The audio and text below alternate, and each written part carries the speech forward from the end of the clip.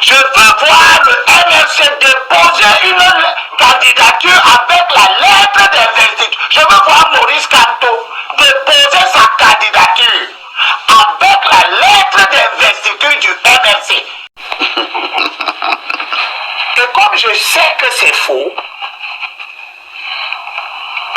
la convocation du corps électoral est venue comme quelque chose de salvateur pour mettre un terme à ce désordre intellectuel et politique, organisé par des gens qui relèvent de ce que j'ai appelé la racaille. Oh là là, c'est insultant là, Elie Bilobé. Oui, bien sûr, parce que moi je ne savais pas. Et j'ai écrit quelque part que je me demande si Nietzsche, qui est entré dans le SIF avec moi, savait que quelqu'un ne part pas à une élection, mais il a les élus. Pour être capable de venir le dire. Plus de 30 ans de vie politique après. C'est formidable. Ce à quoi nous avons assisté.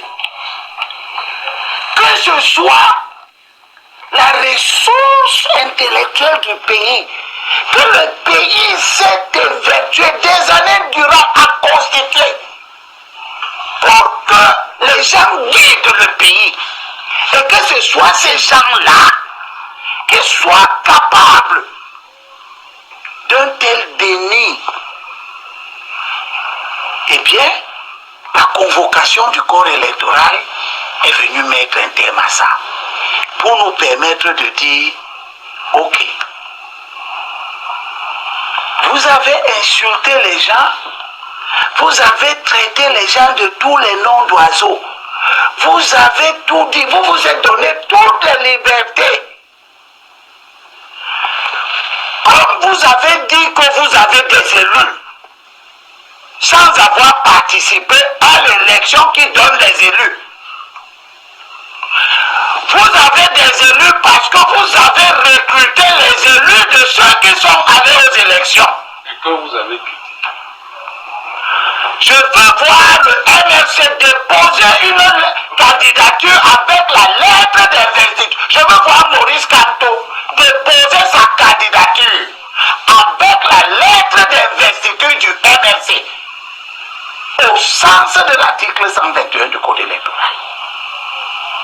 Nous allons voir ça. Très bien. Nous attendons, hein. Nous attendons. Nous avons toute cette semaine. Mais je sais que Maurice Kamto boira la honte jusqu'à la limite parce qu'il déposera une candidature avec la lettre d'investiture d'un parti qui était aux élections. Ah bon? Il n'a d'ailleurs pas le choix. Oui, merci, monsieur Haïssi. C'était de dire aux Camerounais que le temps de vérité est arrivé entre les partisans du FAMLA juridique et ceux du droit du quartier, et particulièrement les partisans du FAMLA juridique. Que le professeur Maurice Kamto aille déposer son dossier en tant que candidat du MRC. C'est ça qui serait cohérent par rapport à toute l'argumentation sur le mandat impératif nul. S'il fait le choix contraire, ce sera le signe d'une énorme malhonnêteté. Mathias Enrique Obonangini, Elie Bilobé, que l'un soit un intellectuel mis à nu par la politique, et l'autre un personnage public né d'une circonstance, cela importe peu. Ce qu'il faut comprendre, c'est qu'un homme armé ne se soucie pas de vos droits. S'il veut vous dépouiller, il utilisera la force. Maurice Kamto a pris ses responsabilités devant l'histoire. Il a déclaré qu'il sera candidat, que ce soit par le MRC, par les 300 signatures, ou à travers une autre voie politique. Il ira au bout. Et si le peuple le choisit, alors la justice aura son heure. Une présidentielle, c'est bien plus qu'un duel de partis. C'est le moment sacré où un homme se tient face à son peuple. Et ce moment ne peut être confisqué. Le RDPC n'a pas perdu sa sérénité aujourd'hui, mais c'est depuis fort longtemps que le RDPC a perdu sa sérénité. Pourquoi je le dis? Lorsque vous entendez un parti politique vous dire qu'ils sont sûrs de leur base militante, ils sont très actifs sur le terrain, qu'ils ont la capacité de prouver et de démontrer que ce Cameroun a réussi à changer grâce à eux, et qu'à la fin, lorsque vous les invitez sur les plateaux de télévision pour venir démontrer en quoi dans collectif. Ils ont publié. Mais on vous envoie des gars qui n'ont jamais. Un gars vient dire les communicants du RDPC, ils viennent sur des plateaux pour parler de la géopolitique, alors que c'est un petit professeur de mathématiques. Vous vous demandez, monsieur Car, mais c'est pour ça qu'on est arrivé à ça, cette absence de sérénité. Quand on a eu le professeur Messanga Nyandine qui sur un plateau est venu démontrer aux gens ce coup d'état scientifique qui se préparait sous la question des progressistes, des conservateurs et tout. Mais vous avez vu, qu'est-ce qu'on a fait? On a préféré l'écarter, littéralement, et ils ont été comme avec cette loi bidon.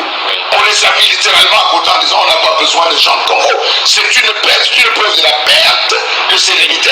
Pire encore, lorsqu'ils ils ont en face un autre parti qui n'est jamais allé aux élections, mais dont on a passé toute la période de mandat, de septennat, à ne parler que d'eux. On a dit c'est un petit parti, et bien c'est le seul parti qu'on empêche, qui n'a pas d'élu, qui n'a personne, mais c'est lui qu'on empêche. Il y a perte de sérénité sur tous les plans. Donc ils doivent se rendre compte que lorsqu'on atteint le sommet, on doit se préparer à la descente. Et lorsqu'on arrive à la descente, tout ce qu'on a passé le temps à manquer de respect, en arrivant au sommet, on va les recroiser à la descente. Et là, nous sommes à la descente, on va se recroiser, on va se saluer. Merci.